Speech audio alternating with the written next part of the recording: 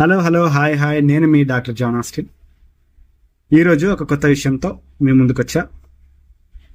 అదేంటంటే ఒక గొప్ప సైంటిస్ట్ ప్రపంచపు అనారోగ్య పరిస్థితుల్ని, ముఖ్యంగా బ్యాక్టీరియా వల్ల కలిగే అనారోగ్య పరిస్థితుల్ని పక్కకు తిప్పడానికి ఒక గొప్ప యాంటీబయాటిక్ని కనుగొన్న ఒక సైంటిస్ట్, అతని గురించి మనం మాట్లాడుతున్నాం. అతను ఎవరో కాదు, అలెగ్జాండర్ ఫ్లెమింగ్. ఆగస్టు 6వ తారీఖున 1881లో 1881లో ఆయన పుట్టడం జరిగింది. ఒక సైంటిస్ట్ యాక్సిడెంటల్గా అనుకోకుండా ఒక ఫంగై నుంచి, ఒక మోల్డ్ నుంచి ఆయన చేస్తున్న ఎక్స్పెరిమెంట్లో ఆ మోల్డ్ వచ్చి దాని మీద పడడం వల్ల అక్కడ చుట్టూతో బ్యాక్టీరియా గ్రో అవ్వలేదని, దాంట్లో ఏదో ఉంది అని ఆయన దాంట్లో పరిశోధన చేసి కనుక్కున్నది ఏంటంటే పెన్సిలిన్ అనే యాంటీబయాటిక్. ఈ యాంటీబయాటిక్ ఇప్పుడున్న మనకు కొద్దిగా తెలియకపోవచ్చు, విని ఉంటాం మనము, కానీ 40s 50s ఏజ్లో ఉన్న వాళ్ళకి చాలా బాగా తెలుసు. అప్పట్లో ఏ రోగం వచ్చినా పెన్సిలిన్ మాత్ర వేసుకో. నాకైతే మా అమ్మ నాన్న వాళ్ళు చిన్నప్పుడు ఏమైనా గాయాలైతే, రక్త గాయాలైతే పెన్సిలిన్ మాత్రం తెచ్చి దాన్ని పొడి చేసేసి నూనెలో దాన్ని వేసి పూసేవాళ్ళు. సో అంతగా ఇప్పుడైతే మనము పారాసిటమాల్ డోలో అని ఏ విధంగా అయితే మాట్లాడుకుంటున్నామో, పెన్సిలిన్ అలాంటి రెవల్యూషన్ని తీసుకొచ్చింది అప్పుడు. It is the first antibiotic అంత రెవల్యూషన్ని క్రియేట్ చేసింది. ఇది ఇప్పుడు కూడా అనేక రోగాల్లో వాడుతాం, కానీ ఆనాటి కాలం నుంచి దాన్ని ఎక్కువగా ప్రిస్క్రైబ్ చేసి ఎక్కువగా వాడడం వల్ల పెన్సిలిన్ రెసిస్టెన్స్ అనేది వచ్చేస్తుంది. అంటే పెన్సిలిన్ వెళ్ళి బ్యాక్టీరియా వాల్ ఉంటుంది కదా, బ్యాక్టీరియా ఏం చేస్తుందంటే మన బాడీ లోపల దాని చుట్టూతో ఒక వాల్ ఉంటుంది, అది చాలా గట్టిగా ఉంటుంది, ఏది వచ్చి నన్ను అటాక్ చేయకూడదని దాని డిఫెన్స్ సిస్టమ్ దానికి ఉంటుంది. పెన్సిలిన్ వెళ్ళి ఆ బ్యాక్టీరియా యొక్క వాల్ని చీల్చేసేస్తుంది. అప్పుడు ఏమైపోద్ది, పొట్ట చించేస్తే ఏమైపోద్ది, బయటకు వచ్చేసినట్టు చనిపోద్ది అది. సో అంత బాగా పనిచేసేది. అది వేసుకోవడం వల్ల లోపల కూడా బ్యాక్టీరియా ఏమైపోయిందంటే అలవాటు పడిపోయింది దానికి. వస్తే వచ్చిందిలే, పెన్సిలినే కదా, ఏం చేస్తుంది మహా అయితే అనుకొని ఆ పెన్సిలిన్కి ఆపోజిట్గా దాని లోపల మాడిఫికేషన్స్ చేసుకునింది. కాబట్టి ఆ తర్వాత పెన్సిలిన్ పనిచేయడం అనేది కొద్దిగా తక్కువ అయిపోయింది. పైగా పెన్సిలిన్తో ఏంటంటే రియాక్షన్స్ కూడా ఉంటాయి. అది నీకు ఆ పెన్సిలిన్ పడిందా అంటే అది మన ఒంటికి సరిపోయిందా, ఆ బాడీకి సరిపోయిందా, అంతకంటే అద్భుతంగా పనిచేసేది ఇంకోటి ఉండదు అన్నట్టుగా పనిచేస్తుంది. ఒకవేళ మన బాడీకి సరిపోలేదనుకో, అదే మనల్ని పూర్తిగా నాశనం చేసేస్తుంది. సో ఒక డబుల్ ఎడ్జ్డ్ స్వాడ్ లాగా, రెండు వైపులా రెండు అంచుల గల కత్తిలాగా అయిపోతుంది. అయితే బాగు చేసేస్తుంది, లేకపోతే సమూలంగా ఇది చేసేస్తుంది. కాబట్టి జాగ్రత్తగా దీన్ని ఉపయోగించేటప్పుడు చాలా జాగ్రత్తగా ఉండాలి. పెన్సిలిన్ ఇది gram positive bacteria, gram negative bacteria అని ఉంటాయి. గ్రామ్ పాజిటివ్ బ్యాక్టీరియా మీద పనిచేస్తుంది. గ్రామ్ పాజిటివ్ బ్యాక్టీరియాకు దాని చుట్టూతో ఉన్న సెల్ వాల్ని ఛేదించడంలో ఇది పనిచేస్తుంది అనమాట. ఇంకా ఏ రోగాల్లో పనిచేస్తుంది మామూలుగా అంటే సోర్ థ్రోట్ మీద, న్యూమోనియా మీద, స్కార్లెట్ ఫీవర్ అనే దాని మీద, మెయిన్గా గ్రామ్ పాజిటివ్ బ్యాక్టీరియా మీద దీని వర్క్ ఉంటుంది. దీని తర్వాత ఎప్పుడైతే రెసిస్టెన్స్ వచ్చిందో పెన్సిలిన్కి, అంటే బ్యాక్టీరియా ఎప్పుడైతే తనను తాను మార్చుకొని పెన్సిలిన్ని పక్కకు పడేసిందో, నువ్వు నన్ను ఏం చేయలేవని, సైంటిస్టులకు మరో అదొక తలనొప్పే కదా. ఇప్పటికే బాగా పనిచేసే ఇది ఉండింది, కానీ ఎక్కువగా వేసుకోవడం వల్ల బ్యాక్టీరియా కూడా తనంతకు తాను మార్చేసుకునింది. నెక్స్ట్ ఇంకా ఇలాంటి రోగాలు, పెద్ద రోగాలు వచ్చేస్తే ఏ విధంగా అన్నప్పుడు ఈ పెన్సిలిన్ యొక్క స్ట్రక్చర్ని తీసుకొని, అందులో బీటా లాక్టమ్ అనే రింగ్ స్ట్రక్చర్ని తీసుకొని, ఓకే ఇలాంటిది పనిచేస్తుంది, దీంట్లో మనము మాడిఫై చేయగలిగితే, బ్యాక్టీరియానే మాడిఫై చేసుకోగలిగింది, మనం మాడిఫై చేసుకోలేమా అని అనుకొని ఏదైతే బీటా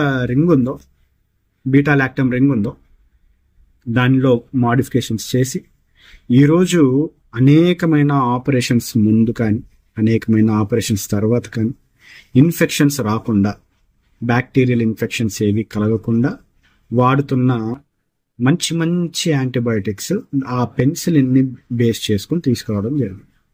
ఆ స్ట్రక్చర్ని వాటిలో ఎగ్జాంపుల్స్ ఏంటంటే పెన్సిలిన్స్ తర్వాత సెఫలోస్పోరిన్స్.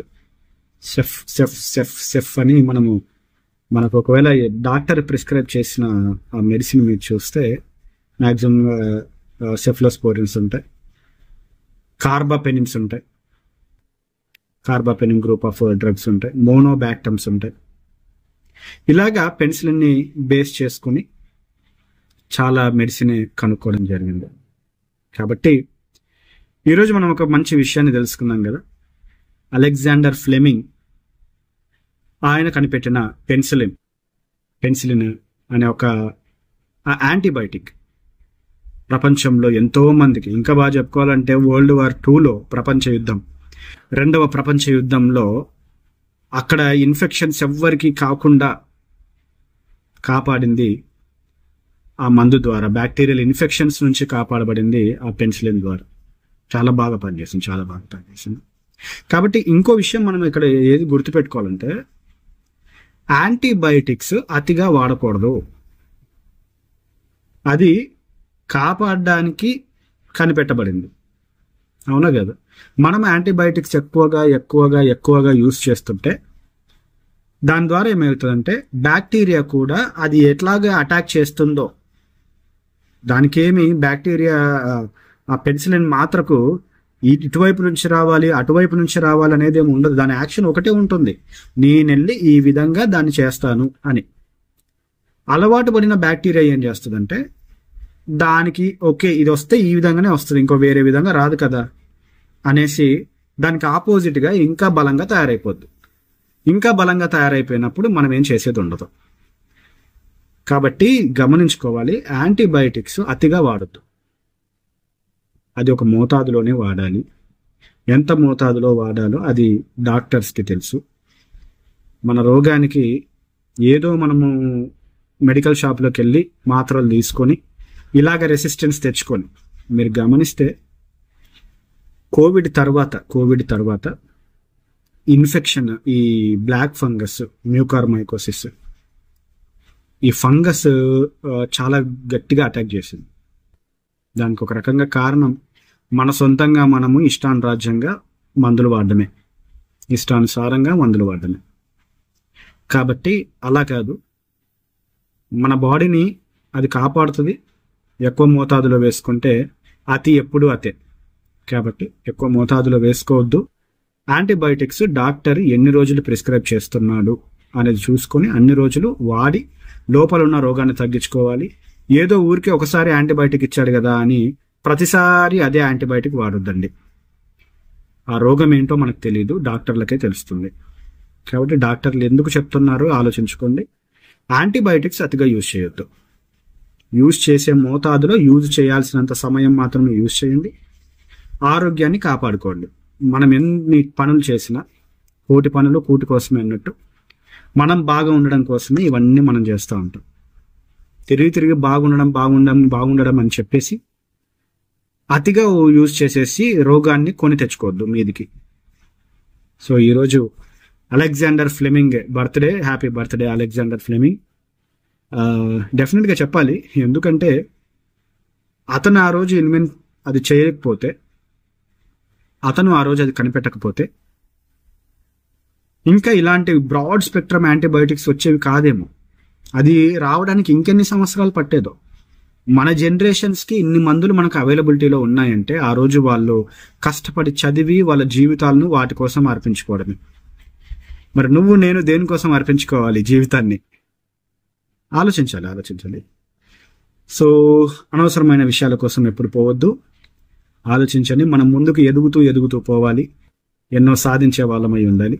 కాబట్టి ఈరోజు మనం ఒక మంచి విషయం నేర్చుకున్నాం. యాంటీబయాటిక్స్ అతిగా యూజ్ చేయొద్దు, ఎంత మోతాదులో ఎంత యూజ్ చేయాలి. So happy birthday to Fleming. నేను మీ మంచి డాక్టర్ జాన్ ఆస్టిన్. బై.